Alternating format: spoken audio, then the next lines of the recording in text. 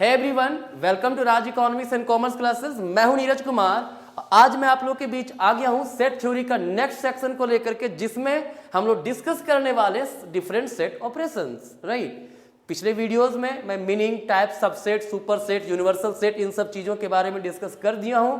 अगर आप अभी तक उन वीडियो को नहीं देखे हैं तो जाइए, डिस्क्रिप्शन में लिंक दिया हुआ है और उन वीडियोस को पहले देख लीजिए। ठीक है, तो सेट ऑपरेशन में सबसे पहला हम देखते हैं यूनियन ऑफ सेट। ठीक है, यूनियन ऑफ सेट का मतलब क्या होता है? अगर हमारे पास दो सेट है ए एंड बी, ठीक है, if we have two sets A and B, then a set containing all the element of A and B is called union of set। ठीक है, मतलब तो ऐसा सेट जो A के सारे एलिमेंट और B के सारे एलिमेंट को एक ही सेट में अगर कंटेन कर दिया जाए, ठीक है, तो वो क्या कहलाएगा? यूनियन ऑफ अ सेट, है ना। देखिए, जैसे मान लीजिए this is our universal set, है ना। Here there are two sets A and B, right. क्या सेट है हमारे पास? A and B। This is set A, this is set B, right. तो क्या होगा यहां पर? Union of set. Union of set की बात अगर हम लोग करें तो all the element of set A B जो हमारा होगा वही हमारा होगा क्या? Union of set. क्लियर? ये तो वैसा केस हो गया जब दो सेट में कुछ कॉमन हो, है ना। कभी कभी डिसजॉइंट सेट भी हो सकता है। मान लीजिए this is your universal set, ठीक है, this is set A, this is set B, right. A B हो गया, यहाँ पे ए यूनियन बी क्या होगा? जो शेडेड रीजन है उससे मैं दिखा रहा आप लोग को यूनियन ऑफ सेट। तो ए के सारे एलिमेंट और बी के सारे एलिमेंट, ठीक है, इसे हम लोग कहेंगे ए यूनियन बी। ठीक है, मतलब इन शॉर्ट याद रखना है, यूनियन ऑफ सेट का मतलब होता है एक ऐसा सेट जो दोनों ही सेट के जितने भी एलिमेंट सबको अपने में कंटेन करता है। ठीक है, चलिए एक एग्जांपल से समझते हैं। चाहे तो आप स्क्रीनशॉट लेते जा सकते हैं, बिकॉज मैं इसको इरेज करूंगा। ठीक है, देखिए कहता है अगर मान लीजिए ए हमारे पास है 1 2 3 5, बी हमारे पास है 1 2 4 6, राइट। अब हमें ए यूनियन बी निकालना है। क्या करेंगे? इसका जो एलिमेंट, इसका जो एलिमेंट, सारे एलिमेंट को हम लोग कंटेन कर देंगे। ठीक है, क्या है? 1 2 3 के बाद 4 भी है, 4 5 और 6। ठीक है, देखिए कोई भी एलिमेंट रिपीट नहीं होना चाहिए, कोई भी एलिमेंट रिपीट नहीं होना चाहिए। ठीक है, तो 1 2 3 4 5 6 है ना, सारे एलिमेंट को हम लोग इसमें लिख दिए। This is A union B. Clear? I hope union of set समझ में आ गया होगा आप लोगों को। ठीक है, अगर समझ में आ गया है तो हम आगे बढ़ते हैं। देखिए, मैं थोड़ा सा क्विक आप लोग को पढ़ा रहा हूं। ठीक है, इसके पीछे का रीजन ये है कि बस आप YouTube में आओ और लगातार बने रहो 1 घंटा 1.5 घंटा, और उसमें धीरे धीरे थोड़ा थोड़ा सीखो। उससे बेटर है कम समय में ज़्यादा सीख लो। ठीक है, तो आगे आते हैं intersection of set. Intersection of set का मतलब होता है if we have two sets A and B. क्या है? ए एंड बी दो सेट है, और अगर इन दोनों में कुछ कॉमन हो, जो भी कॉमन एलिमेंट हो, वो हमारा क्या कहलाएगा? Intersection of set. जैसे मान लीजिए ये सेट ए, ये सेट बी, ये सेट ए, ये सेट बी। ठीक है, तो यहाँ पे ए इंटरसेक्शन बी। देखिए, यूनियन को जनरली यू से दिखाते हैं, यू की तरह शेप दिखाते हैं, और इंटरसेक्शन को इन्वर्टेड यू शेप के से दिखाते हैं। ठीक है, तो इन दोनों में कॉमन क्या है? देखो, ये एरिया कॉमन है ना, ये ए में भी है और ये बी में भी है।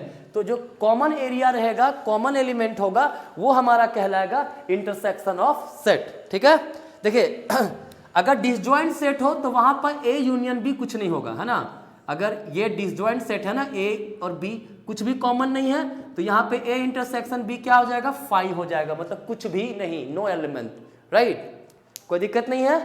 तो इसको भी एक एग्जांपल से हम लोग समझते हैं, ज्यादा क्लियर होगा। ठीक है, देखिए कहता है ए इक्वल्स, मान लीजिए 1 2 3 5, वही वाला ले लेते हैं जो अभी एग्जांपल लिया था मैंने। क्या है? 2 4 6। ठीक है, तो ए इंटरसेक्शन बी क्या हो जाएगा? दोनों में क्या कॉमन है? सिर्फ दो, देखिए कॉमन है ना, दो सेट ए में भी है, दो यहां पर भी है, दो यहां पर भी है, तो ए इंटरसेक्शन बी क्या होगा? 2 हो जाएगा। क्लियर है?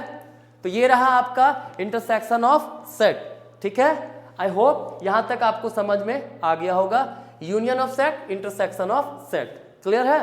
अब देखते हैं, मैं इसे इरेज कर रहा हूं, अब देखते हैं डिफरेंस ऑफ सेट्स, ठीक है, कि जब सेट दिया रहे, दो सेट हमारे पास, डिफरेंस ऑफ सेट, ठीक है, कहता है अगर हमारे पास A एंड B दिया हुआ है, ठीक है, तो A माइनस बी क्या हो जाएगा, A माइनस बी क्या होगा, ध्यान से देखिए हमारे पास ये है ना, ये मान लीजिए सेट A है, ये सेट B है, ठीक है, तो all the element of A which is not in B, हाँ, वो क्या कहलाएगा, A minus B. A minus B अगर निकालना हो क्या हो जाएगा, all the element of A which is not in B, ठीक है, the element of A which is not in B is called A minus B, ठीक है। वहीं अगर हमें निकालना हो B माइनस A, क्या निकालना हो, B माइनस A, ये हमारा A है, ये हमारा B है, तो क्या हो जाएगा B minus A, all the element of B which is not in A, clear है। ये है हमारा डिफरेंस ऑफ सेट, ठीक है। अब इसको हम लोग एक एग्जांपल से समझते हैं, ज्यादा अच्छा क्लियर होगा ना। A इक्वल्स दिया हुआ है 1 2 3 5, B दिया हुआ है 2 4 6 8, क्लियर। तो A माइनस बी क्या हो जाएगा, A के वो एलिमेंट जो B में नहीं है, B से मतलब नहीं है B में कौन सा एलिमेंट है, नहीं है, क्लियर। A के वो एलिमेंट जो B में नहीं है, A का कौन सा एलिमेंट B में नहीं है, 1 नहीं है, 3 नहीं है, 5 नहीं है, ये हो गया A माइनस बी, ठीक है। अब यहां से अगर B माइनस A निकालना हो क्या करेंगे, B के वो एलिमेंट जो A में नहीं है, तो B का कौन सा एलिमेंट इसमें नहीं है, 2 तो है, 4 नहीं है, 6 भी नहीं है, 8 भी नहीं है, ये तीनों एलिमेंट इसमें नहीं है, तो B माइनस A हो गया हमारा 4 6 8, क्लियर है। This is called difference of set, ठीक है, कोई दिक्कत नहीं। चलिए, अगर डिफरेंस ऑफ सेट समझ में आ गया होगा तो कॉम्प्लीमेंट ऑफ सेट भी समझ में आ जाएगा, ठीक है। कहता है कॉम्प्लीमेंट ऑफ सेट में क्या होता है, अगर यूनिवर्सल सेट U है एंड हमारा सेट एक दिया हुआ है A, ठीक है, तो A का कॉम्प्लीमेंट A पावर में C लिखते हैं या फिर A डैश लिखते हैं, क्या होता है, यूनिवर्सल सेट माइनस A, क्या होता है, यूनिवर्सल सेट माइनस A, है ना। क्या होगा, देखिए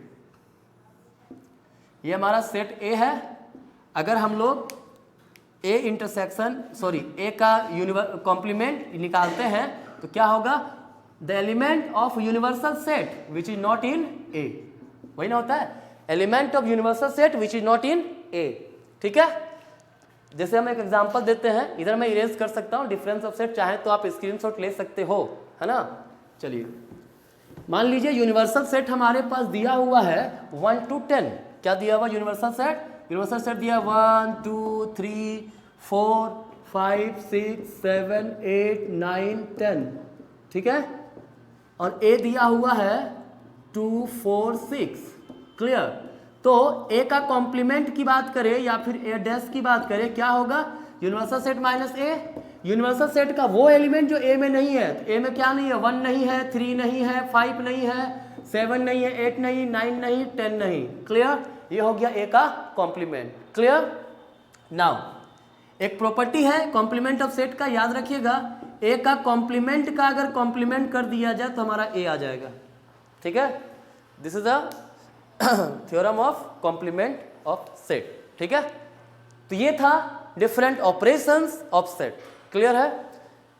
आगे के वीडियोस में आप लोगों के पास आएगा डिफरेंट प्रॉपर्टीज क्या है ना, डिफरेंट जो सेट ऑपरेशन से रिलेटेड, डी मॉर्गन्स लॉ क्या होता है, एसोसिएटिव लॉ क्या होता है, डिस्ट्रीब्यूटिव लॉ क्या होता है, इन सब चीज़ों के बारे में डिस्कस करूंगा नेक्स्ट क्लास में। और उसके बाद आपके पास आ जाएगा एप्लीकेशन ऑफ सेट थ्योरी, ठीक है, जो कि आपको नेक्स्ट वीडियोस में मिलेंगे। आज का आपका यहीं तक, थैंक यू।